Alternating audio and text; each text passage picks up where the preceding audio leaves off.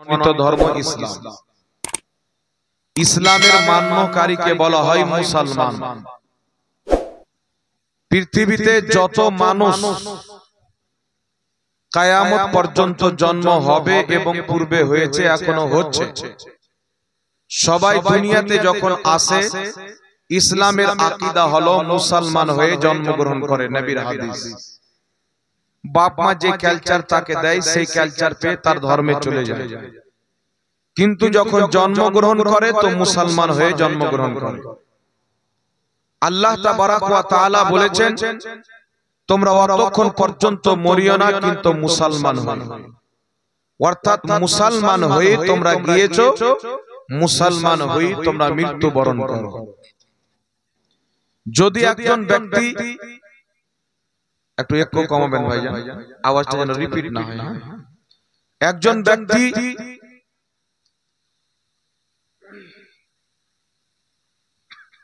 ইসলামকে মানে,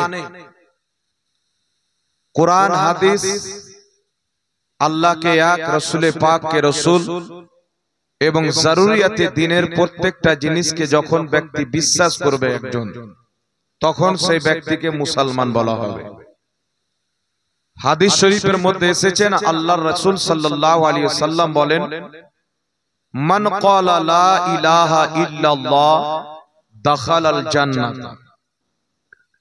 যদি কোনো ব্যক্তি লা ইলাহা ইল্লাল্লাহ পাঠ করে নেয়, সেই ব্যক্তিকে জান্নাতের মধ্যে দাখিল করানো হবে, সে জান্নাতে যাবে। তবে মনে রাখতে হবে বিরাদর ইসলাম, যখন কোনো ব্যক্তি রাসূল করিম সাল্লাল্লাহু আলাইহি ওয়াসাল্লামের রিসালাতকে বিশ্বাস করে, তিনার নবুয়তকে মেনে, আল্লাহর নবীকে রাসূল মেনে লা ইলাহা ইল্লাল্লাহ পাঠ করবে, তার সাথে সাথে জরুরিয়াতে দ্বীনে সমস্ত জিনিসকে বিশ্বাস করবে, তাহলে সেই ব্যক্তি জান্নাতে যাবে, যদিও সেই ব্যক্তি পাপী হয়, একদিন একদিন জান্নাতে যাবে।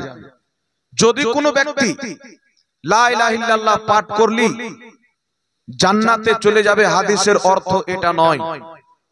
যদি লা ইলাহা ইল্লাল্লাহ মুহাম্মদ রাসূলুল্লাহ পাঠ করলে জান্নাতি হয়ে যেত, তো পশ্চিমবঙ্গের মাননীয় মুখ্যমন্ত্রী মমতা ব্যানার্জি কতবার লা ইলাহা ইল্লাল্লাহ পাঠ করে স্টেজে এসে, তাহলে সেই ব্যক্তিকে আমরা না মুসলমান বলতে পারবো না জান্নাতি বলতে পারবো। কেন বলতে পারবো না? এটা শুধু পাঠ করলে মুসলমান হবে না। লা ইলাহা ইল্লাল্লাহ মুহাম্মাদুর রাসূলুল্লাহ এই কালেমাটা পাঠ করবে, অন্তর থেকে বিশ্বাস করবে, এর উপরে আমল করবে, আর জরুরিয়াতে দ্বীন আল্লাহ এবং তার রাসূল যেইগুলো জিনিসের প্রতি ঈমান আনা, আকীদা রাখা জরুরি করেছেন, সেই জিনিসগুলির প্রতি ঈমান রাখবে, তবেই সেই ব্যক্তিকে মুসলমান বলা হবে। আপনাকে একটা एग्जांपल দিয়ে দিই। একজন ব্যক্তি লা ইলাহা ইল্লাল্লাহ মুহাম্মাদুর রাসূলুল্লাহ এই কালেমাটি পাঠ করলো, 5 ওয়াক্তের নামাজকে ফরজ মানে, রোজা, হজ, যাকাত সব মানে, কিন্তু সেই ব্যক্তি বলে আমি সব মানি, তবে আমাদের নবীকে শেষ নবী মানি না। মুসলমান থাকবে? আরো জোরে বলতে হবে, মুসলমান থাকবে? লা ইলাহা ইল্লাল্লাহ মুহাম্মাদুর রাসূলুল্লাহ পাঠ করলো, 5 ওয়াক্তের নামাজ পড়লো, হজ করে, যাকাত করে, সব বিশ্বাস করে, জান্নাত আছে বিশ্বাস করে, জাহান্নাম আছে বিশ্বাস করে, কবরের আযাবকে বিশ্বাস করে, আখিরাতকে বিশ্বাস করে, কিয়ামতকে বিশ্বাস করে, কিন্তু একটাই শুধু খারাপ আকীদা, যে আমাদের নবী পরে নতুন নবী জন্ম নিতে পারে। তাহলে মুসলমান থাকবে? তাহলে একটাই আকীদা, ওই ব্যক্তিকে ইসলাম থেকে বের করে ফেলে দিল।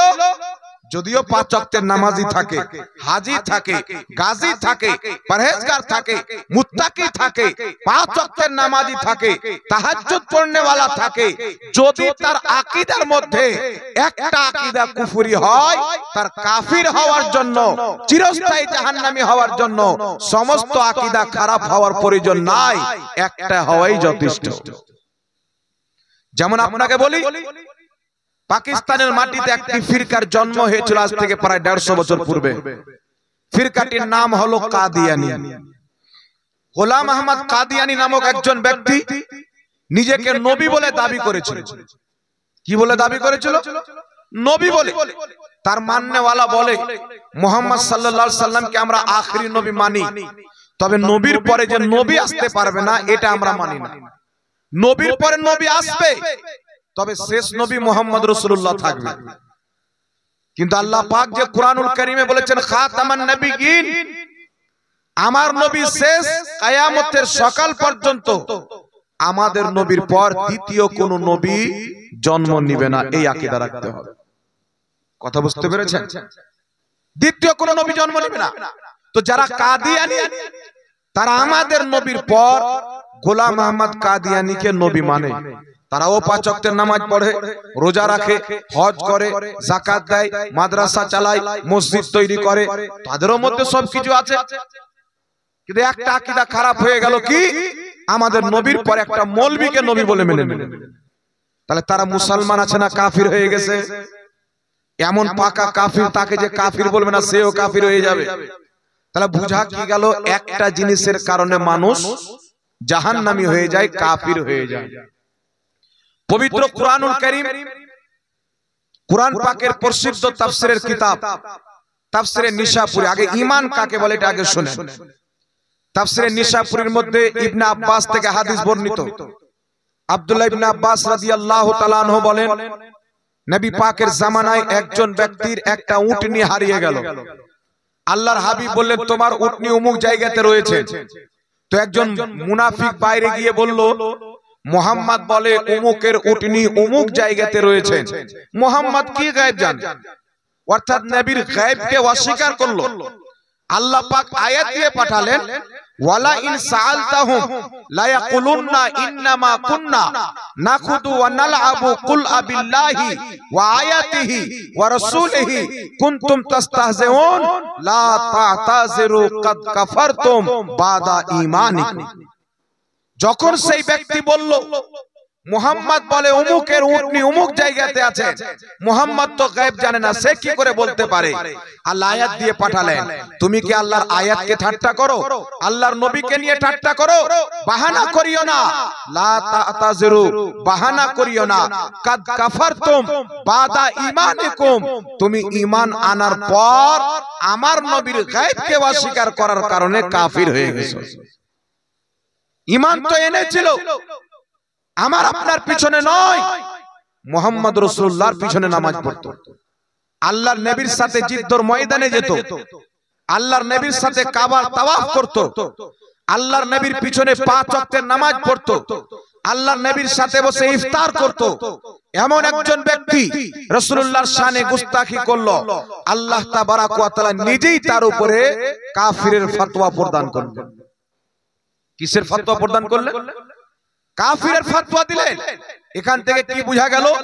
যদি সে নবীর পিছনে নামাজ পড়ে, যদি জিদ্দর ময়দানে যায়, যার পিছনে নামাজ পড়ুক, যেখানে নামাজ পড়ুক, কাবায় নামাজ পড়নে वाला, মসজিদে নববীতে নামাজ পড়নে वाला বা নামাজ পড়ানে वालाও যদি থাকে, আর সে যদি জরুরিয়াতের দিনের মধ্যে কোনো একটা জিনিসকে অস্বীকার করে, সেই ব্যক্তি কাফির হয়ে যাবে, নামাজ রোজা হজ যাকাত যতই থাকুক।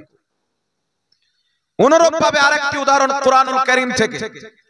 আল্লাহ তাবারাক ওয়া তাআলা যখন আদমকে সৃষ্টি করলেন, মহান রব্বুল আলামিন বললেন, উসজুদু লি আদম, সমস্ত ফেরেশতাকে এবং ফেরেশতার সাথে ইবলিসকে আল্লাহ বললেন, তোমরা আদমকে সিজদা করো।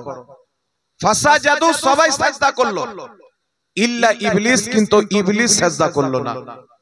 ইবলিস কে ছিল?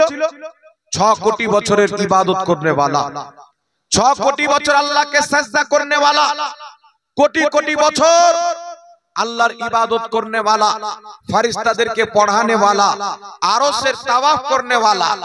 কাকে সিজদা করলো না? আদমকে। সিজদা করার হুকুম কি জন্য হয়েছিল? ইমাম ফখরুদ্দিন রাজি রাহমাতুল্লাহ আলাইহি তাফসীরে কবিরের মধ্যে লিখতেছেন, উসজুদু লি আদম, আদমকে সিজদা করো। এর অর্থ এটা নয় যে আদম কি সিজদা করতে বলা হয়েছিল। ইমাম ফখরুদ্দিন রাজি তাফসীরে কবিরের মধ্যে লিখতেছেন, আদম কিবলা ছিল, সিজদা নূরে মুহাম্মাদীকে ছিল।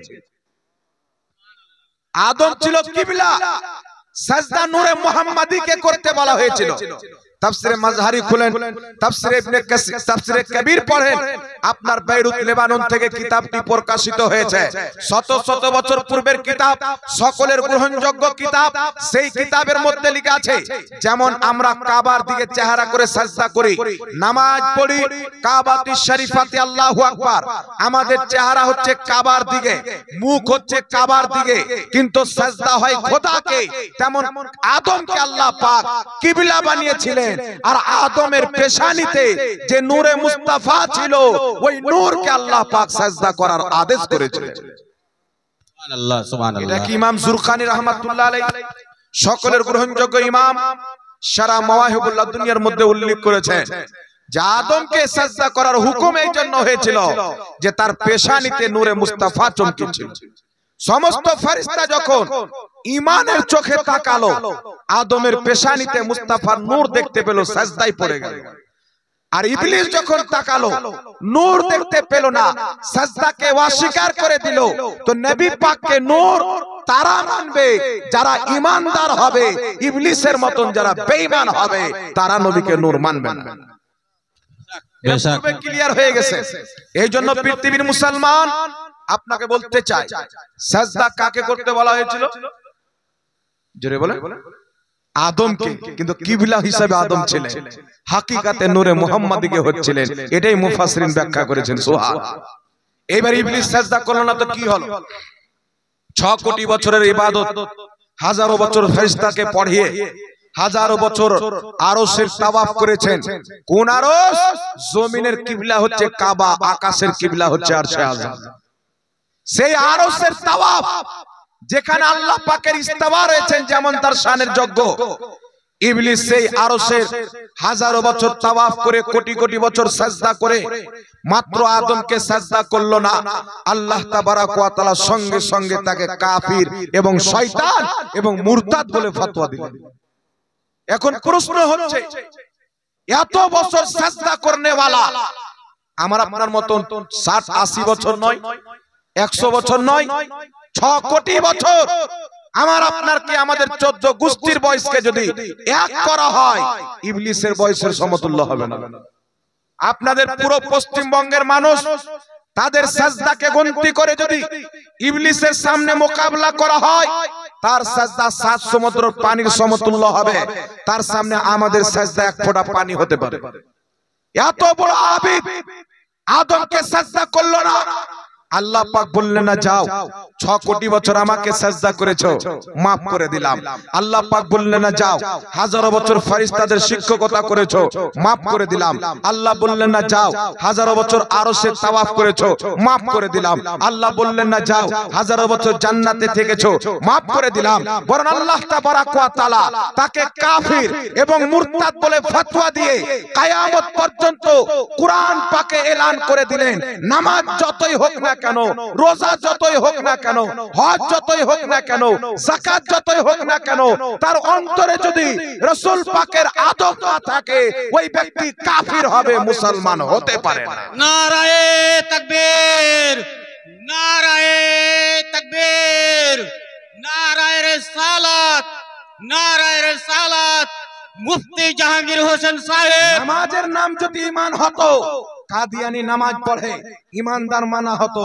রোজার নাম যদি ঈমান হতো, কাদিয়ানি রোজা রাখে তাকে ঈমানদার বলা হতো। হজের নাম যদি ঈমান হতো, আপনার ইয়াজিদই হজ করত, তাকে ঈমানদার বলা হতো। তাহলে ঈমানদার কিসের নাম? ঈমান হচ্ছে মুস্তাফা জানে রহমাতের কদম থেকে নিয়ে মাথার চুল পর্যন্ত কমপ্লিট ঈমান। যারা চোখ বন্ধ করে রাসূলের পাকের ব্যাপারে আকীদা ঠিক করে নিল, তারা ঈমানদার হয়। নারায়ে তাকবীর, নারায়ে তাকবীর, নারায়ে রিসালাত, নারায়ে রিসালাত। মুফতি জাহাঙ্গীর হোসেন রেজভী, মুফতি জাহাঙ্গীর হোসেন রেজভী, নারায়ে তাকবীর। এই ঈমান আকীদার কথাগুলি আমাকে আপনাকে জানতে হবে। আজকে কেউ আপনার কাছে এসে বলে দেয় আমরা সহিহ নামাজ পড়ি, কেউ এসে আপনার কাছে বলে দেয় আমাদের নামাজ সহিহ হাদিস মোতাবেক। আপনাকে আমি বলতে চাই, যেই জামাতের গুরু কিতাবের মধ্যে লিখেছে আদম আলাইহিস সালাম শিরক করেছেন, মুসলমান থাকবে? জোরে বলেন। শুধু আমাদের নবী নয়, আদম আলাইহিস সালাম থেকে নিয়ে মুহাম্মদ রাসূলুল্লাহ পর্যন্ত যদি কোন নবীর ব্যাপারে চুল পরিমাণে খারাপ মন্তব্য করে, আকীদা যদি খারাপ হয়, সেই ব্যক্তি কাফির হয়ে যাবে। সকল উম্মতের ঐক্যমত, রাসূল করিম সাল্লাল্লাহু আলাইহি সাল্লামের শান মানে চুল পরিমাণে যদি বেয়াদবি করে, রাসূল তো রাসূল, কোন ব্যক্তি যদি আল্লাহর নবীর জুতা মুবারককে জুতি বলে দেয়, নবীর চুল মুবারককে চুলওয়া বলে দেয়, নবীর চাপ্পাল মুবারকের বেয়াদবি করার কারণে ওই ব্যক্তি যতই নামাজ পড়ুক, ব্যক্তি কাফির এবং মুরতাদ হবে, মুসলমান হতে পারে।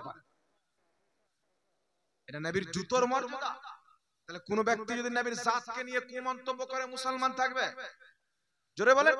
নবীর চুলকে যদি চুলওয়া বলে কাফির, নবীর জুতোকে কেউ যদি জুতুয়া বলে কাফির, তাহলে নবীর জাতের ব্যাপারে কেউ যদি কটূক্তি করে, মুসলমান থাকতে পারবে? ইমাম কাজী আয়াজ রাহমাতুল্লাহ আলাইহি সকলের গ্রহণযোগ্য মুহাদ্দিস শিফা শরীফের মধ্যে স্পষ্ট ভাষায় ফতোয়া দিয়েছেন, রাসূল তো রাসূল, রাসূলের জুতা মুবারক চুল মুবারকের যদি বেয়াদবি করে, ওই ব্যক্তি কাফির ও মুরতাদ হয়ে যাবে। এই জন্য পৃথিবীর মুসলমান আমরা আহলে সুন্নাত ওয়াল জামাত, এই জন্য মুমিন মুসলমান, আমার আমল কম হতে পারে, পাপী হতে পারি, গুনাহগার হতে পারি, চরিত্র খারাপ হতে পারে, কিন্তু আমাদের কলিজাকে যদি কেটে আমাদের কলবকে বের করা হয়, আমাদের কলিজার মধ্যে লেখা আছে ইয়া রাসূলুল্লাহ।